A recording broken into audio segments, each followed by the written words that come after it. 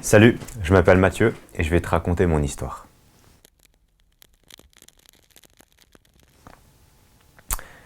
Depuis tout petit, j'ai grandi dans l'église. Pour te dire, j'ai même été dans une école privée chrétienne. Mais malheureusement, vers mes 8 ans, j'ai dû changer d'école et je suis allé dans l'école publique de mon village. Et c'est là que tout a commencé. Qu'est-ce qui a commencé, tu vas me dire? L'enfer. J'ai subi pendant 7 longues années du harcèlement scolaire. Quand je dis harcèlement scolaire, je parle autant de l'exclusion que des lancers de cailloux, que des habits déchirés et le reste j'en passe. Je vais pas te mentir, j'attendais qu'une seule chose, c'est que Dieu agisse, que Dieu y fasse quelque chose dans ma vie.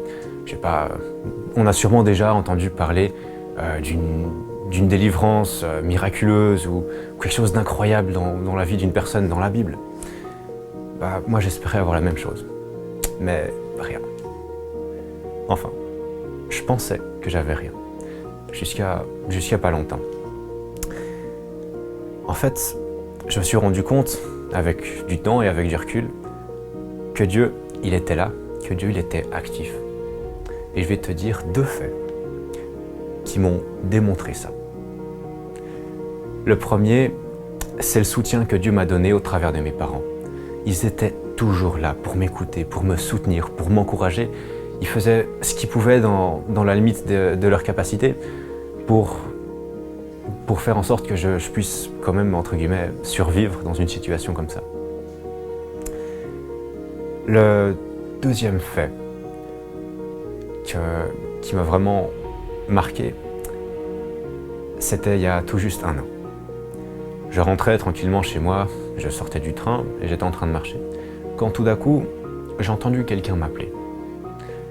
Je me suis retourné et j'ai vu que c'était une personne qui avait indirectement participé à mon harcèlement pendant les 7 années. Je me suis arrêté et elle est venue vers moi. Elle m'a demandé pardon.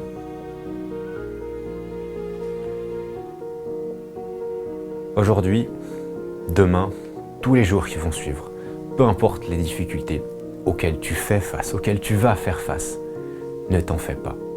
Dieu, il est toujours là, toujours auprès de toi. Même si on ne le voit pas, même si on ne le voit pas tout de suite, il agit.